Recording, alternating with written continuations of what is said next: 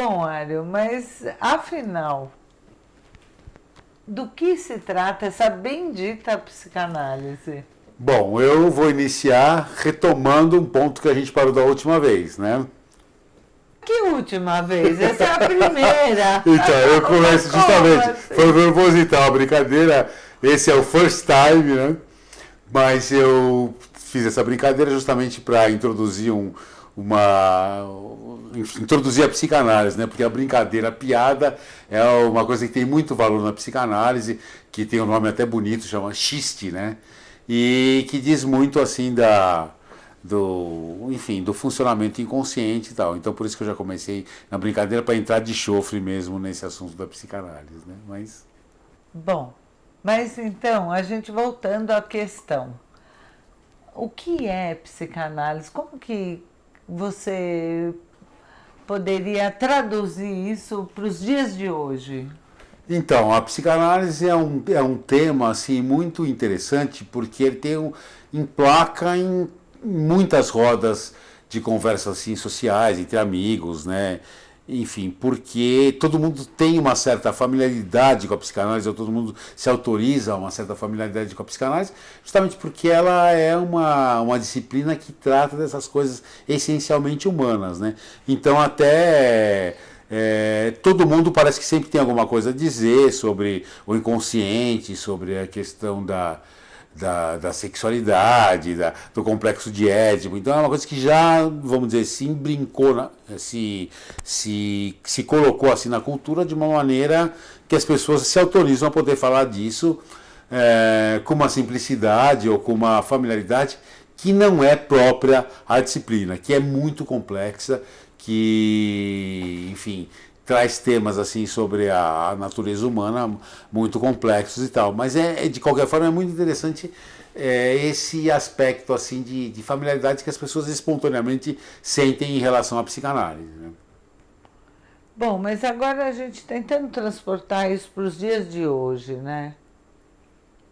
Como que você vê o lugar da psicanálise na contemporaneidade? A contemporaneidade enfim, a gente está vivendo numa situação assim muito caótica, né? Assim, desde o convívio assim nas grandes cidades, é uma coisa assim do empurra-empurra, de um disque-disque, de uma enfim, de uma coisa que está ali pulsando e meio que um esbarrando no outro e tal, do ponto de vista externo. Do ponto de vista interno, as pessoas relatam, né, e a gente vê isso na experiência clínica, mas não só na experiência clínica, mas todo mundo parece que vive assim num universo de um conflito, de uma ambiguidade, de uma falta de valores, aonde amarrar o burro, né? Então a psicanálise, ela, em confronto com a contemporaneidade, ela tenta, vamos dizer alguma coisa sobre isso, né? Sobre esse mau encontro entre as pessoas, esse mau convívio, essa coisa assim, digo caótica, tanto do ponto de vista interno como externo, né? Diante disso que você está trazendo aqui, né, desse empurra-empurra, conflito, e de fato, né, realmente acho que não é estranho as pessoas identificarem esse mal-estar. Uhum. É, vamos dizer, como a psicanálise lê isso, como ela interpreta, que lugar que ela ocupa diante desse mal-estar? Então, o Freud se deteve nisso, claro, como um cara brilhante, genial tal, e especialmente num texto, no escrito dele chamado Mal-Estar na Civilização, que ele coloca realmente que vamos dizer assim, os benefícios dos agrupamentos humanos, enfim, dessa ajuda mútua, desse trabalho de todos em prol de um desenvolvimento aí da humanidade, enfim, de uma tentativa de ver melhor, de cada um, enfim, com a sua parte contribuir para um funcionamento assim harmonioso, né, do mundo, mas o Freud então ele trata dessa questão de uma maneira assim, digamos assim, podemos dizer um pouco pessimista, né, no sentido de que para esse convívio, para você usufruir desse benefício que o agrupamento humano, que cada um fazendo a sua parte, pode ajudar na vida, mas isso tem um peso enorme para o ser humano, porque para ele participar disso, ele precisa fazer uma renúncia enorme aos seus aspectos mais subjetivos, digamos assim, né? Então, o Freud trata dessa questão assim exaustivamente, né, desse sacrifício, enfim, que cada um tem que contribuir, tem que fazer em prol desse convívio social, né? E aí eu acho que realmente está o fundamento da psicanálise, né? Porque esse sacrifício que se tem que fazer em nome de um funcionamento grupal, né? Não é de graça, né? Porque cada sujeito humano tenta de alguma forma recuperar isso. E aí a psicanálise, enfim, eu acho que se funda justamente nesse campo, que é dessa tentativa de recuperar esse sacrifício, né? Que foi ao longo do desenvolvimento teórico da psicanálise, né? E teórico baseado na clínica, evidentemente, foi se desenvolvendo um conceito, né? Foi se impondo um conceito, se nomeando um conceito de gozo, né? Que é justamente vamos tentar então de alguma maneira recuperar esse sacrifício. Não, então peraí, agora você pode dar um exemplo assim, um pouco ilustrativo, para a gente tentar aproximar um pouco mais sei lá, da vida cotidiana. Sim, mesmo. acho que a gente pode pensar em inúmeras, porque na verdade, assim, de fato, né, o que move o mundo realmente é o que move as pessoas, os sujeitos humanos, a gente vê isso na clínica cotidianamente, é essa tentativa de recuperação desse sacrifício que foi feito. Então vamos tentar recuperar isso de alguma forma. E quem é o agente dessa recuperação, né, para cada sujeito, é o próximo, né? É o semelhante. Então, de alguma maneira, cada sujeito humano tenta se relacionar com o outro de maneira que esse outro possa recuperar para ele, ou pelo menos dar, claro, recuperar não dá, né? Mas pelo menos dá a ilusão de que esse gozo está sendo recuperado, né? Então o sujeito humano toma o outro a princípio com essa função de recuperação de gozo. Então tudo bem, eu fiz esse sacrifício, eu faço esse sacrifício em nome da coletividade, mas de alguma forma eu vou recuperando isso no relacionamento com cada um dos que estão próximos. E aí, pegando aí a sua questão, né, eu posso dar exemplos muito claros disso nas relações entre pais e filhos, né, que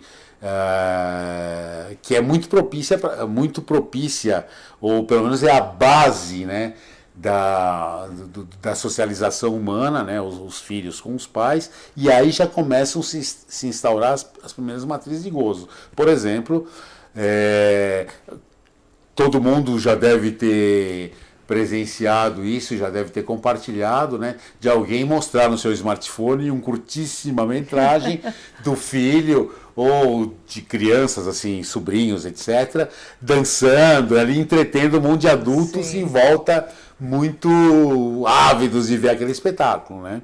E é interessante, né? Porque isso é tomado assim como uma coisa absolutamente familiar. Nossa, né? total, né? Interessante. Eu até cito um exemplo, uma vez um conhecido meu me mostrou assim com o maior orgulho, e tem um filho, hoje deve estar um pouco maior, mas na época um menininho assim muito bonitinho e tal, e aí ele mostrou com orgulho, olha só meu filho aqui, e aí o menininho estava lá dançando, e os familiares ali, os amigos dele, enfim, que compunham a cena, se entretendo demais com a criança dançando. E eu vi aquilo, e naquilo inicialmente me provocou uma indignação, e eu falei pro sujeito lá, pro meu conhecido, eu falei, mas escuta, como é que é isso? Como é que você deixa seu filho assim ficar...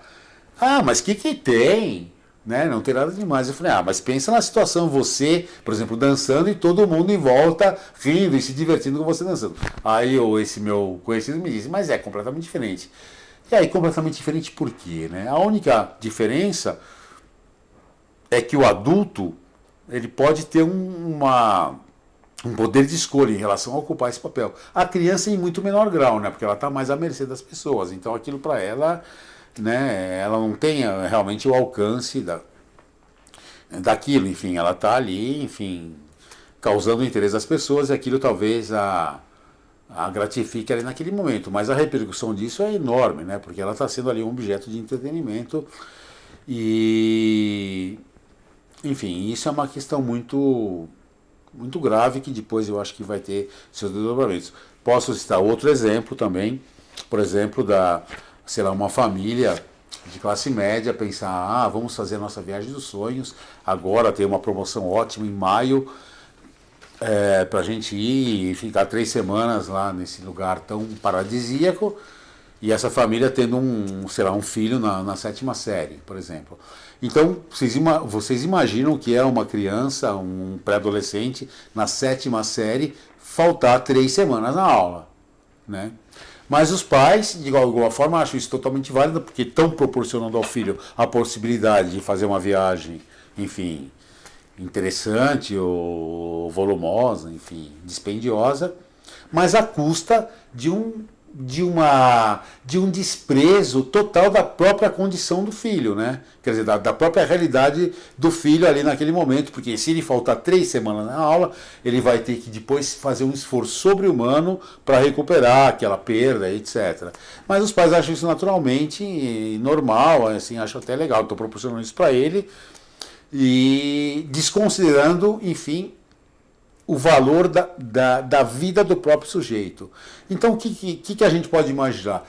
Tanto a criança que dançou lá para entreter os familiares, pequenininha, quanto o pré-adolescente lá que perde 3 semanas de aula para atender a uma expectativa dos pais econômica, né, vamos dizer, de gastar menos. O que esse sujeito, quando crescer, como ele vai se relacionar em relação ao outro, né? Como ele vai se relacionar com o outro? É muito provável que ele vai tomar o outro como esse objeto vamos dizer assim, você está aqui para fazer aquilo que me interessa, né? Aquilo que você está aqui para me servir. Então as relações entre as pessoas, as relações humanas, ficam muito pautadas justamente nisso. O outro é tomado como um objeto para me entreter, para estar a serviço dos meus interesses. Então isso, na minha opinião, muito pretensiosamente, né, é uma das causas porque o mundo está tão caótico, né? Porque a relação se baseia justamente nisso, o outro como objeto de gozo, não outro como outro, né? Como, enfim, que tem os seus próprios interesses, a sua própria vida e tal. Não, o outro está para me servir.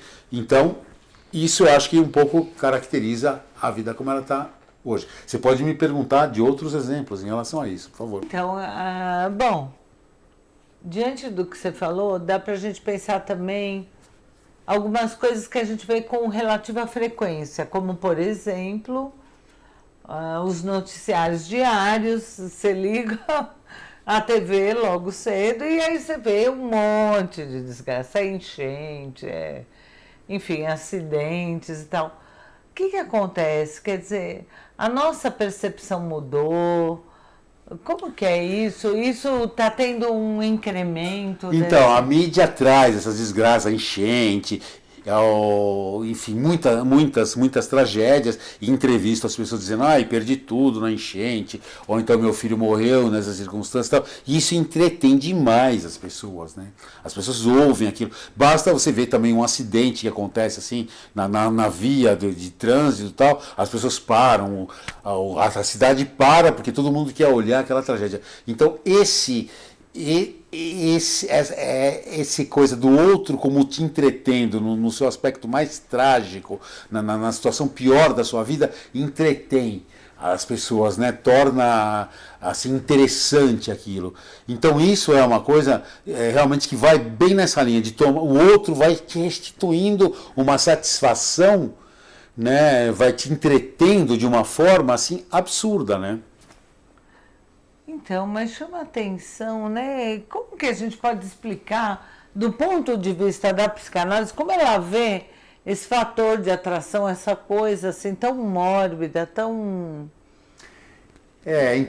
misteriosa até, né? Não tem lógica. Né? Isso é uma questão, acho que diz respeito ao âmago da psicanálise mesmo, né? Quer dizer, esse ponto sombrio, esse ponto de horror mesmo, que é a tragédia, entreter os seres humanos, né? Quer dizer, e é interessante porque a psicanálise não recua em relação a isso, né? Então, o que quer dizer essa tragédia? O que é esse ponto inominável? O que isso entretém, né? E aí as pessoas a psicanálise convida a você a se propor a falar sobre isso, né? Quando você realmente procura, enfim, uma análise e tal, né? Quer dizer, no que isso pode entreter, no que a tragédia pode entreter, no que o outro, nesse papel de absoluta vulnerabilidade, absoluta, perdeu tudo, por exemplo, no caso de uma enchente, ou sei lá, no caso de uma perda, sei lá, de um familiar importante e tal, né? Quer dizer, isso entretém o ser humano. Então isso é um ponto cego, quer dizer, que a psicanálise na verdade, se coloca aí como assim, não tem um passado ali. Para o ser humano é realmente esse ponto, esses pontos sombrios que se entretêm com esse aspecto do outro na sua condição de mais vulnerável, né? Então, eu acho que aí se funda realmente o próprio campo da psicanálise, né? Quer dizer, que é esse entretenimento com o outro nessa condição assim. Quer dizer, a gente pode entender que a psicanálise convoca o sujeito para reflexão, para se deparar realmente com essas questões, vamos dizer, mais obscuras, menos objetivas, né? E aí, falando em questões objetivas também, eu queria te questionar um pouco sobre um tema que eu acho difícil, espinhoso nos dias de hoje, mas importante, que é o discurso do politicamente correto, né? Sim. Como que a psicanálise, como que a gente pode pensar isso? O discurso do politicamente correto. Bom, acho que a gente vai chegar um pouco ali no decorrer da discussão, mas antes disso eu queria colocar uma coisa assim. Então, a gente, desde as relações mais assim, mais preciosas, que é pais e filhos e tal, que a gente observa mesmo, né, que tem todo esse aparato imaginário de uma transcendência da relação pais e filhos, etc, etc. Mas a gente, como eu acabei de colocar aí a partir desses dois exemplos, né, como os pais também se entretêm com os filhos como objeto de gozo, né, e daí vai, e não só com os filhos, mas enfim, toda a nossa ação no dia a dia, na verdade a gente está em busca do gozo, porque um cara que tropeça na nossa frente na rua, aquilo é motivo de graça, na verdade, né? Normalmente as pessoas acham engraçado a pessoa tropeçar, tal, que é uma coisa, né? E isso tem sua contrapartida, porque tudo bem, você toma outro como objeto de gozo, o outro me entretém, ou seja o menininho dançando na minha frente, seja a tragédia que aconteceu, o cara que perdeu tudo, e eu me entretenho com aquilo, com aquela.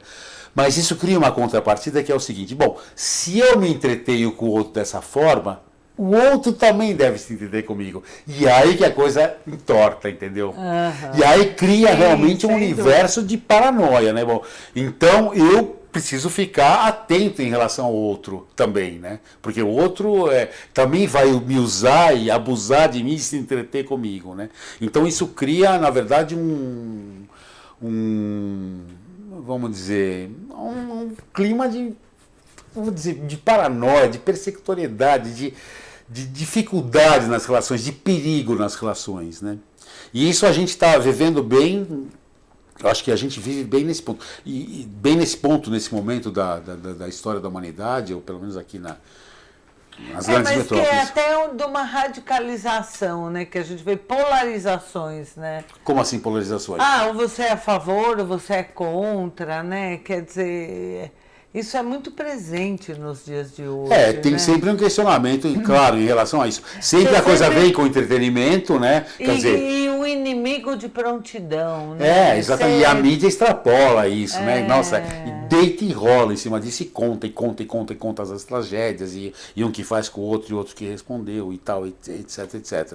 Então isso é uma coisa que, enfim, Aí, então isso vai criando, vamos dizer, mecanismos de tentar minimizar com isso. Por exemplo, o discurso politicamente correto, que hoje está tão em moda, é uma questão. Mas antes disso, do discurso politicamente correto, eu gostaria de colocar um aspecto que eu acho que ilustra muito bem, que é uma produção muito contemporânea, né, assim, bem da contemporaneidade mesmo, que é a questão das redes sociais. Porque as redes sociais respondem bem a isso, né? Quer dizer, a relação com o outro fica muito ascética, né? Quer dizer, as pessoas postam nas redes sociais muitas coisas e, enfim, desde as coisas mais assim corriqueiras até as coisas mais importantes, da crítica social ao entretenimento, uma piadinha, etc, etc, etc.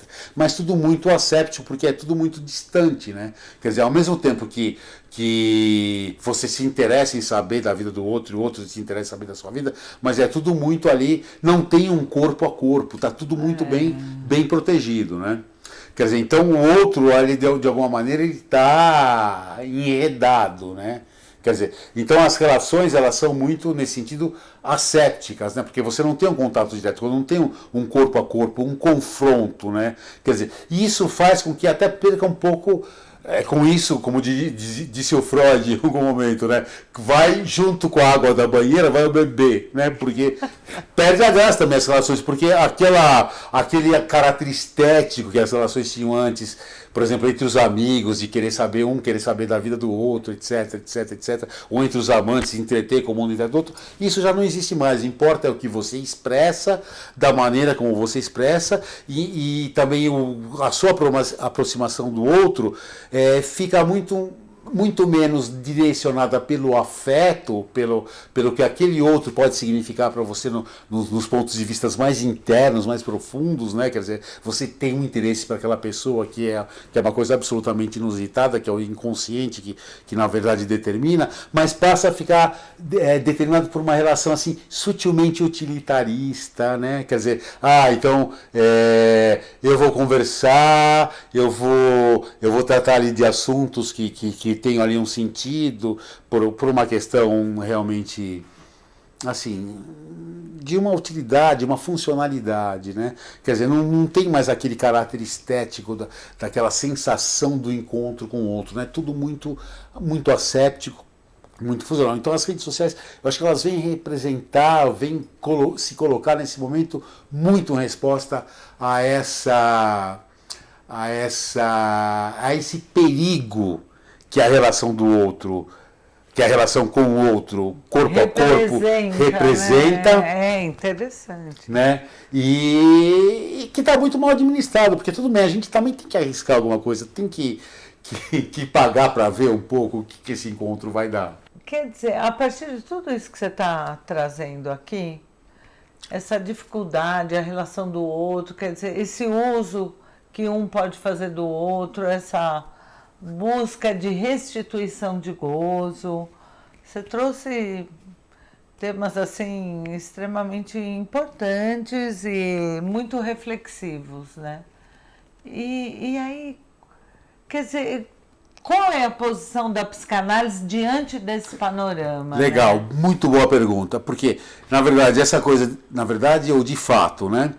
Essa questão da gente se entreter com o outro se ferrar, com o outro estar numa posição de vulnerabilidade, ou estar quase numa posição ridícula, como uma criança dançando lá na frente dos parentes, é uma questão que aponta, que desvela um aspecto sombrio da natureza humana.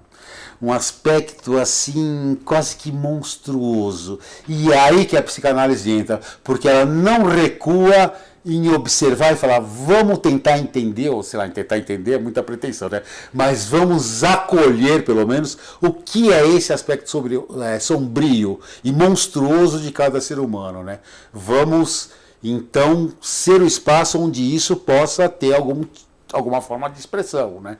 Quer dizer, não recuar em relação a isso, né? E isso é aí realmente o ponto genuíno, o ponto original da psicanálise. É não recuar frente a esse aspecto sombrio da natureza humana. Isso para mim é o must, cara, é 10 da psicanálise. Então, e aí é interessante, né? Quer dizer, o sujeito se deparar com isso, quer dizer, pode ajudá-lo Ou, vamos dizer, a rearranjar? Como que a gente pode pensar o sujeito diante, quer dizer, ele está num processo de análise, ele vai entrar em confronto com essas questões, né? Quer dizer, o que o sujeito pode extrair disso enquanto experiência analítica e levar isso para a vida? Que utilidade, que destino para isso? Então, acho que para tentar um pouco falar sobre isso que você está questionando, poderíamos voltar a um aspecto que você levantou agora há pouco, que é do politicamente correto, né? Quer dizer, o politicamente correto tenta um pouco mascarar isso, né? Vamos pôr o lixo embaixo do tapete, usando uma expressão bem popular. Vamos maquiar e tal, que é uma posição completamente oposta à psicanálise. Quer dizer, a relação da psicanálise com esse politicamente correto que a gente está vendo hoje aí, que a ideologia dissemina, é uma questão um pouco complexa, porque o que é o politicamente correto da psicanálise? O politicamente correto da psicanálise, do ponto de vista da experiência clínica, é o analista ouvir tudo que o paciente falar, com um jargão psicanalítico, com atenção flutuante, acolher tudo que o paciente quiser falar, seja lá o que for. E o paciente, por sua vez, o politicamente correto do paciente é dizer tudo que passar pela cabeça. Então, o politicamente correto que define o âmbito psicanalítico é isso. É o paciente dizer tudo que passar pela cabeça e o analista poder ouvir tudo isso com atenção flutuante e sem se posicionar, evidentemente, sem se entregar a fenômenos da contratransferência aos seus próprios preconceitos. Então, esse é o ponto, porque a partir do momento em que o sujeito se pode falar tudo que ele quiser, e daí vir todos esses aspectos sombrios o inconfessável. O inconfessável, exatamente. Ou o deleite, a coisa mais assim estranha, que aquilo que ele se envergonha, que causa constrangimento. Então ele precisa ter esse espaço, vamos dizer assim, apesar de usar uma palavra assim meio piegas, tal, mas espaço de acolhimento é meio bobo, mas de qualquer forma a ideia pode se estruturar a partir disso, né? Quer dizer, ali no encontro analítico, ele pode realmente colocar todos esses aspectos do seu gozo, do seu aspecto mais sombrio, daquilo que o entretém, daquilo que causa constrangimento, etc. Porque na fala sobre isso, na elaboração, na relativização, porque enquanto o sujeito vai falando, as coisas vão se relativizando, as suas crenças vão se relativizando, até as suas formas de satisfação, de alguma forma, vão se relativizando, né? Então, ele podendo falar sobre isso, talvez ele possa realmente extrair algum elemento, ou possa extrair algum fragmento de saber, né, que inclua esse aspecto de gozo na sua experiência cotidiana, né? Quer dizer, mas para isso ele precisa elaborar, porque na verdade o gozo, ele tem que ser enxuto, evidentemente, mas também dele que é possível extrair algo que, a meu ver, é a contribuição da psicanálise para o mundo. É fazer com que as pessoas possam viver com um pouco de mais graça. Nossa, isso é fundamental. Nossa, isso é interessantíssimo, assim, no sentido, quer dizer, do sujeito, vamos dizer, conseguir rearranjar o seu modo de estar no mundo, mas de uma maneira genuína, né? Com certeza. Quer dizer, menos não nociva ao outro, mas também que ele não se anule, enfim, que ele possa realmente... Isso, a partir daquilo que é mais sombrio, que é mais sorrateiro dele mesmo, ele pode talvez extrair alguma coisa que dê uma certa graça, porque também a vida precisa de uma certa graça, porque senão a psicanálise recairia numa ortopraxia, né? numa coisa do politicamente correto, né? Mas a gente pode pensar... Assim, não ande nos bares, não corra perigo, né? Não pare nas praças, quer dizer, uma coisa assim, quer dizer, não é isso, né? Quer dizer, a partir desse resto mesmo bem... que eu acho que aí tem a ver, inclusive, com a nossa origem natural, animal, não sei. É uma coisa, enfim, é um ponto realmente sombrio, um ponto de interrogação. Mas... Quer dizer, mais próxima do orgânico, do corporal. Eu não sei, do... enfim, é uma coisa misteriosa, mas assim, misteriosa, sombria, mas que daí talvez possa se extrair algum fragmento que torne